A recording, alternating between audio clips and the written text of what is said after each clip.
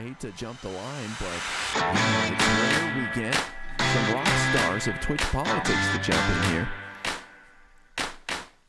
I have to use the restroom real quick though, but let me run to the restroom and then I'll throw Dylan. Actually, I'll bring Dylan in and let him talk to chat, whatever.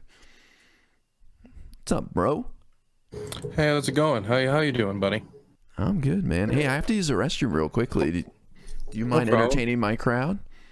No worries. I'll tell them some truthful information, man. Don't worry about it. I bet you will. Yep. All right, hold on. I'll be right back. Awesome. Let me just wait to make sure he's gone. Is he gone yet? He's getting up slowly. Okay, he's gone. Okay, look. Okay. So buddies and pals, okay?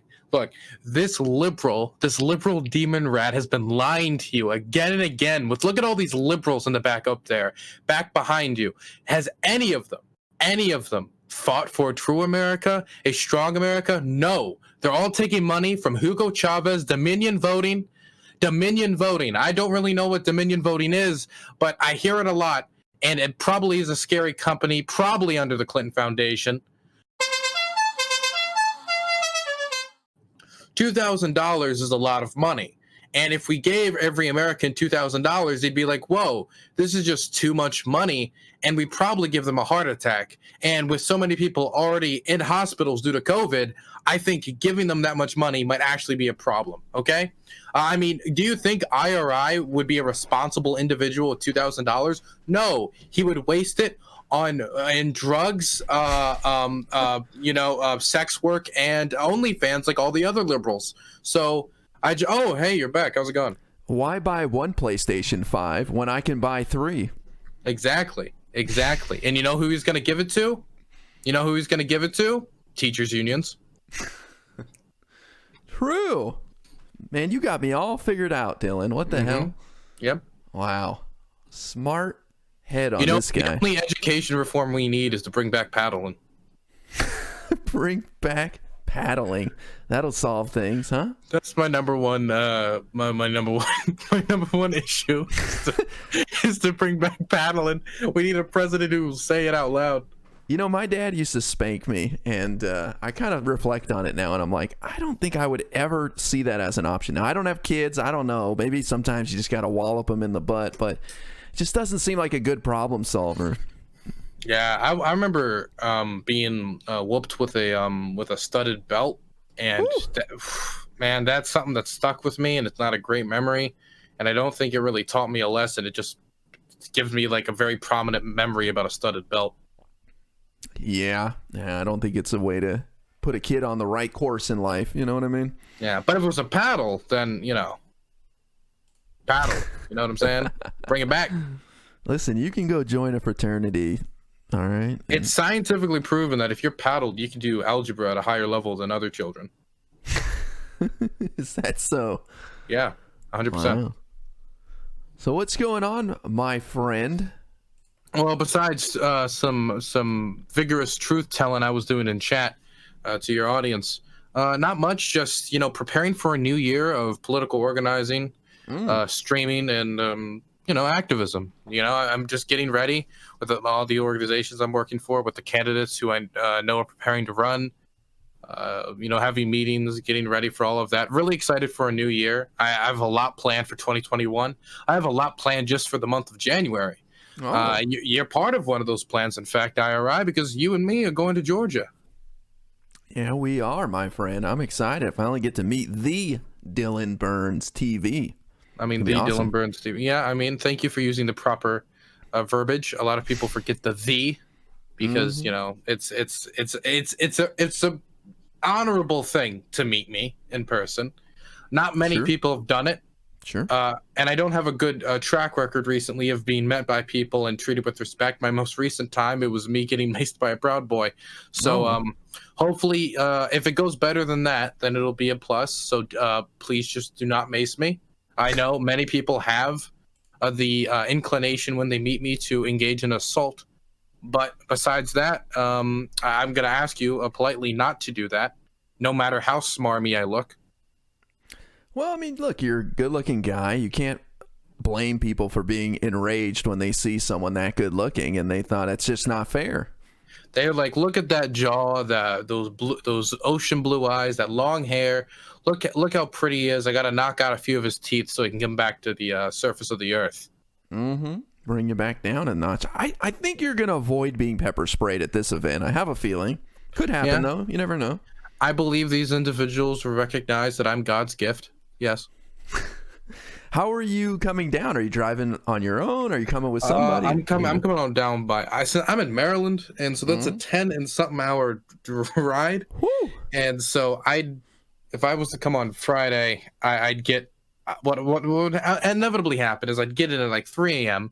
I wouldn't be able to meet anybody beforehand. I'd pass out, and then I'd wake up at like 5 p.m. and then all the canvassing would be done, and I'd waste a day. So I'm flying down.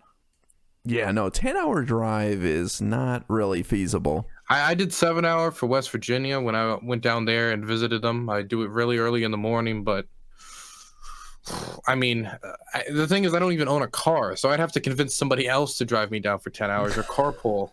And I don't, so it's going to be a plane. It's a plane ride. Right on. Yeah, it's going to be great. I'm really looking forward to just seeing everybody coming together for something positive like that. And we're all treating it safe. And, man, it's just going to be great. I'm staying an extra day to try to hit a Trump rally, too. Mm-hmm. An extra... Wait, okay, let me ask. Are you going to go as IRI or American Patriot? No, I'm going as Republican Alpha. That's too dangerous to be myself. Yeah, I mean, number one, Republican Alpha is more base than you. I mean, I don't want to be mean. True. But I believe he has the correct beliefs. I also think he's a Dylan Burns TV tier 3 sub. He's constantly in my chat supporting CTV and Rob Probably. Yeah. I'm sure you'll be able to get him on your round table. Yeah, maybe I should enough. get Republican Alpha sometime on my round table. See how that goes. There he is, there on the screen. So if you guys don't know about Republican Alpha, this is my alternate account that I tell Republicans I am when I feel like I'm in big trouble. Do you not think any of them will look at that and be like, that hat doesn't look right? Do you think any of them are gonna? I think that's half the fun. Is having a shitty Photoshopped version of my hat. It's like this recent video I did. I did it all in a Women for Trump hat as a filter as I went through posts. Did you see my analysis of the first days of the Biden administration? I have not. Is this a new YouTube classic or what? Well, it's actually on Twitter. It's about 1 minute 30 seconds long if you want to see it. It's pretty. So the thing is, okay. So everybody knows that everybody should know if you're studying the Chronicles of Dylan Burns TV. I'll put it in chat for you. That I spent I read all 2,000 of the Afghanistan papers.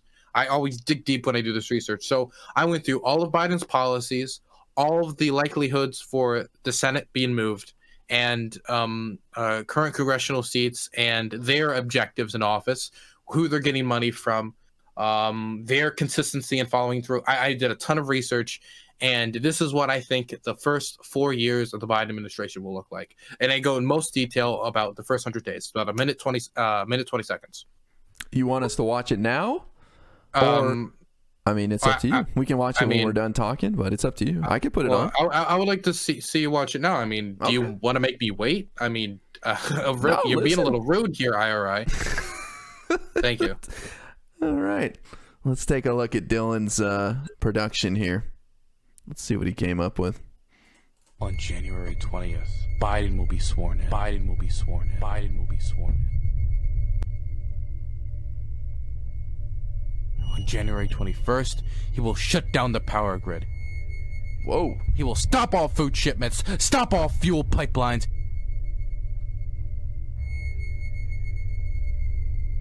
He will unleash the Antifa BLM mercenaries, as well as select CIA assets, and most likely unleash bioweapons upon our land. True.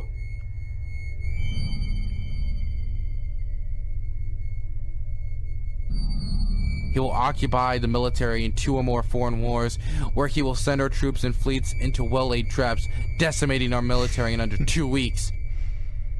Jesus, Dylan. Surrender to China will happen by the end of March 2021. Chinese occupation to begin in April 2021. Jesus. 80 to 90% of the American population slaughtered. This includes nearly all the leftists. This is exactly what has happened to every time the communists take over of a country.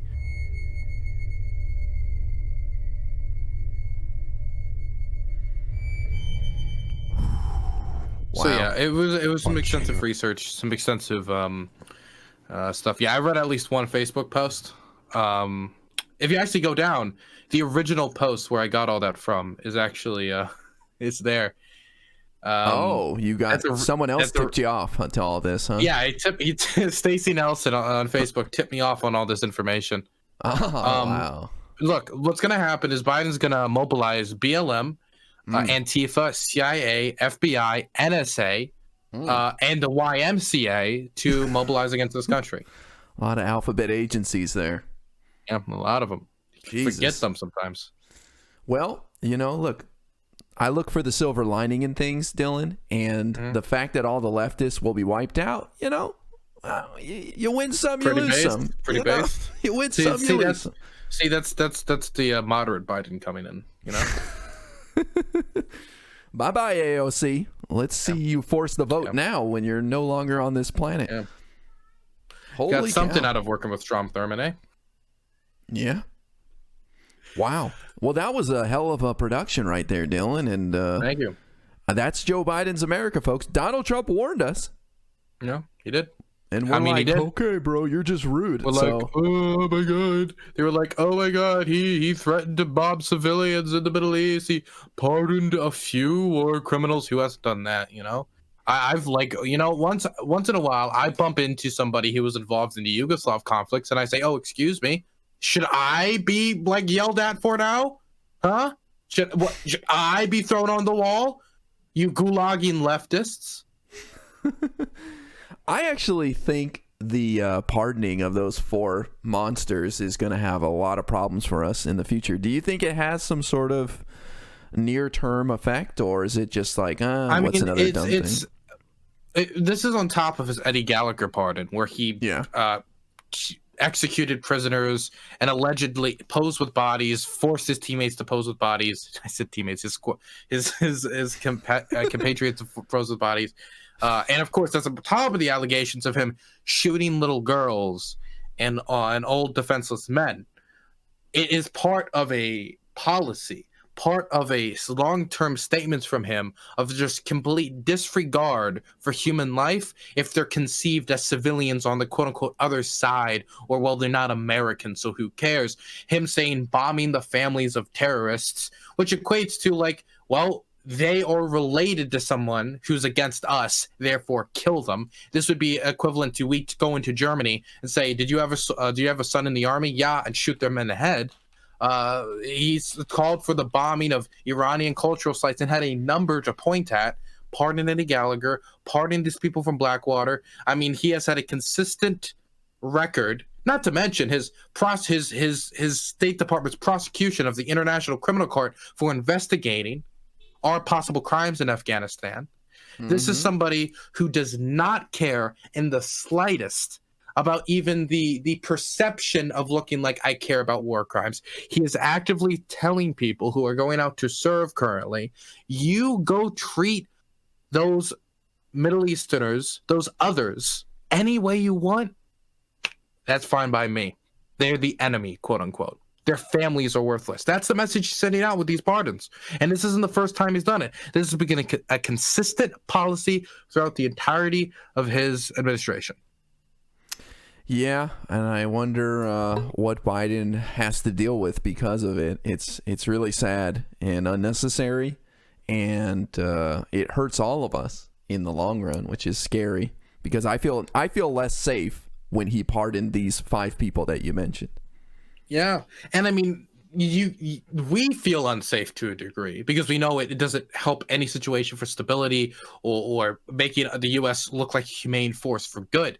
But imagine how people in these countries who currently have military forces and feel. Imagine being an Afghani or being an Iraqi when it comes to pardoning people from Blackwater and saying, yeah, we have U.S. soldiers currently within Iraq. Oh, yeah, and they seem to be pardoning the people who execute our civilians. I mean, our own investigators, the Iraqi investigators, everyone involved were like, yeah, they killed a ton of civilians. The majority of people they killed in this interaction were civilians. It's undeniable that this happened. Pardon. Yeah, Doesn't matter. Yeah. Our Really own sad. FBI confirmed this. Yep. As I was about to say, yeah, the FBI went over there. It's not like we prosecute soldiers willingly. Like, that's you got to do something pretty bad to get pulled up on charges, you know? I mean, for example, Eddie Gallagher, his own squad, basically all of them were like, this guy is a monster. He is evil. That either, is to get that type kill him or you do something about it. the type of finger pointing that happened there, with all of them pointing to this one individual, is extremely rare in the military. And for him to buck that, to say, I don't care about advice from the military, I don't care about all this testimony, I don't care about what the evidence shows, I don't care how horrific it was, I don't care about what his own squad thinks, I don't respect the voice of the vast majority of soldiers who served with this man. Fuck those soldiers who are concerned about their safety and the safety of others on the ground and the integrity of our mission. We're going to pardon them because we don't care. That is the message he's sending, that we are an empire and what we do is fine because we did it. It's fine. That's the message. Yeah, it is just astounding. It's really shocking, and it's hard to get upset about it because there's so many other things going on, but it is one of the most egregious things he's done for sure. And the thing that really gets me about this isn't a thing that's just Trump, right? There's this a big concept that, you know, once Trump's gone, we can all go back to brunch. You get the idea before. We've both experienced this general idea. Mm-hmm. The thing that gets me about this is something that's touted endlessly on Fox News, touted endlessly on OAN, touted endlessly on these far-right media outlets of prominence, multi-million-dollar to billion-dollar companies tout these people as heroes. And why are they of note in our media specifically for this case? It's not like these are people that went out, did amazing things, helped orphans, I don't know, started a charity where we give candy to gophers, right? That's not why these people became prominent. They became prominent because of the allegations against them, yet they still defend them. They still come out, not only defend them, but paint them as heroes. Imagine when you hear that somebody's been accused of executing prisoners, shooting little girls, shooting old men, that all of their colleagues have pointed them out and said, this person's a scumbag, he is evil. Then their own superiors go through the investigation, say this person is somebody that needs to have their just needs to be demoted, it needs to be shown to be an evil individual, and that this behavior is not acceptable. And the first thing that goes through your mind is, wow, how do I make him the victim? And then you play it on prime time. For that money, dude. And that's the other thing. What is it for? It's just about money. Yeah. That's all I care, money. Yeah, of course. I mean, it's somehow they're trying to write it as they're trying to write a story where the person who went out, committed the war crimes, murdered people, executed prisoners, was involved in these scandals. We already had the investigations. It had already been shown that this has occurred. And they want to write a story where they're the victim. If you want to write stories about veterans being victimized, all you have to do is go on our streets and look at how many of them are homeless in our communities. All you need to do is see the lackluster medical attention they've been getting. If you want a story where veterans have been victimized, there's already plenty of them out there. But instead, they want to make the individuals who are complete monsters look like victims because they don't want to show the actual structural problems that veterans face on a day-to-day basis. They want to paint this narrative where the victims of crimes are actually the big, scary bad men, demonize Middle Eastern people, and paint monsters as victims and heroes. Well, that's because when you got a boogeyman that has no voice, they can't fight back. And you know, those people over there across the ocean have no voice. And it's just like, no, they're bad. They were terrible. Don't listen to any of that. The investigation was bad from the start, and these people were framed. You know what?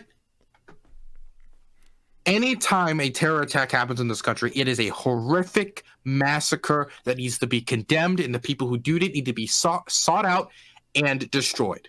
Anyone who does this. I believe that about Osama bin Laden. I believe that about anyone who commits a terror attack, because they are someone who will continue to do those actions, and he needs to be destroyed for the protection of human life and human dignity. But the funny thing is when it's an American who gets killed, it'll get prime time all day, and it should get prime time all day. But a school bus full of children in Yemen annihilated doesn't even get the back page of the newspaper, doesn't even get a sliver of a segment on prime time, doesn't get anything. Why? Because there's still this overlying concept that the Republican Party, and Donald Trump especially, has pushed for forever. And even people on my side has done this, of they're the other and their lives are devalued. That because there is an imaginary line separating our nation from their nation, that their children, their sons and daughters, their mothers and fathers, their mailmen, their grocers, their bankers, all of their lives are somehow worth less attention. That this is commonplace. This is fine. And Donald Trump has taken advantage of that, while also using the fear of Americans to say anything we do upon them is well-deserved. It's this culmination of this old feeling of just glass them. Just turn all of the Middle East to a giant glass crater, because who's living there anyway? Just terrorists. Completely erasing the experience of millions of people who just want to raise their family and want everything we want. A house over their head, a healthy lives, a happy family, and to raise a few kids and produce something beneficial to their community. They want to erase that experience and paint them all like terrorists, like these demonic figures. And the thing is, the things they want to paint them all of doing, these, oh, look how they murder civilians. Oh, look how they break international law. Look how they bomb relentlessly these civilians. They're all things Trump has done. So who's the monster here? Well, trust me, you're preaching to the choir, brother. Yeah, I assume so. Yeah, I did not expect it to go this route. I love the passion, and this is the Dylan Burns that I appreciate, and I love your caring about foreign affairs, because a lot of people just seem to say USA man bad, and then they're like, yeah, whatever. And but you're out there fighting. But Thank you. I appreciate you, and I hear you, and it's a struggle, and I think it's like I was talking to Joe Lewis earlier, and I gotta bring some other people here in a minute, but I was talking to Joe Lewis earlier about like when we don't include other people, we all miss out, right? Like as a society. So if we don't include black content creators and we don't listen to them and stuff like, and we just kind of spread whiteness as we were talking about, then we are losing out because of all those flavors and all that spice that would just enrich all of us, and we all come up together. Same thing with the Middle East, same thing with the rest of the world. If we just treat them as those people, all the things we're missing out on, right? And it's sad that it has to be us versus them. So hopefully we get past that one day. Yeah, I mean, there's something that can only be communicated in two ways when it comes to a subject. In one way, it is somebody who has deeply studied something and presenting it to others. Somebody who has deeply found an interest in something and wants to share that information with others. Something you don't get from reading one article or a headline or a Twitter thread. I don't care how many Twitter threads you have read, it doesn't make you an expert in theory. There's another experience which I cannot attest to, of people's, in this specific example, of personal experience. That we're talking about these bombs, we're talking about these civilians dying, we're talking about the impacts of these policies, but we feel the outer waves of these policies when it comes to the effect on the economy, when it comes to the coffins coming home, when it comes to the headlines. They are feeling the direct impacts of these policies. American foreign policy and American elections means a lot to someone in Yemen, means a lot to someone in Syria, means a lot to someone in Iraq, not because of the healthcare policy or the domestic issues, but because of the direct impact of American military might, economic power, and geopolitical influence. So, being that individual who has seen those troops in their community, has had to interact with these troops in their community, have to have seen these drones carry out operations, have to have seen these bombs fight, and have to have seen American military forces and their allies engage with America's geostrategic foes, that impact can only be felt in that manner by living in that community. And the voices of those people need to be thrown out and into the crowd when we're talking about these stories. Now, of course, it's difficult. Funding, access to media, access to stable internet in a lot of these conflict zones makes it difficult. But I do think this is of extreme importance, because that individual experience is of importance. There is something you can only know about these conflicts by living them. And that is something I hope going forward. It's going to be difficult to promote on Twitch and platforms like ours, but I hope that when we have opportunities to, I'll be able to snag them. That's something I want to do in the new year, is interview people from these communities. What I've noticed is, as I've made more content about this weird flourishing of I have a contingent of Iraqi fans, a contingent of Kurdish fans, contingent of fans from Southeast Asia, and getting to talk to them directly and having them bring issues to me that as Americans we don't really hear about. Them bringing my Iraqi fans bringing to me issues about, well, this guy said he was not going to run for Iraqi political office, then he said he was going to run for Iraqi political office, and say the things we don't really hear about that only run in Iraqi news outlets, perspectives that we don't have access to, and perspectives we don't have the time to read into because we're dealing with our own lives.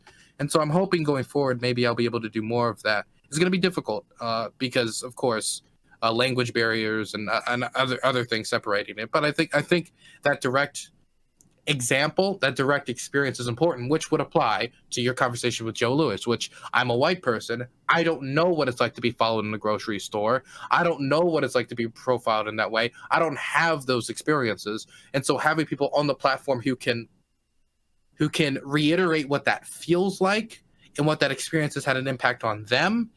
And it'll show, and by giving them a platform, they can talk about these issues at a higher level and change our perceptions of these types of interactions. That can only be done by people who look like Joe Louis. And so it is important to have people like Joe Louis on this platform. And Joe Louis, in my personal opinion, is probably one of my favorite panel guests I've ever had on my show. 100%. Oh yeah, he's extremely smart, extremely intelligent, extremely witty. I always love talking to him, and I always love having him on my show. Yeah, he's an absolute class act. Well, look, I could chat with you forever, bud, but I got a few other people waiting. But I appreciate the passion, and look, I really love the idea of just bringing on even just regular folks, right? They don't even have to be anybody doing anything special, but also. Let's aim for you going out to some of these places one day. You know what I mean? You know what?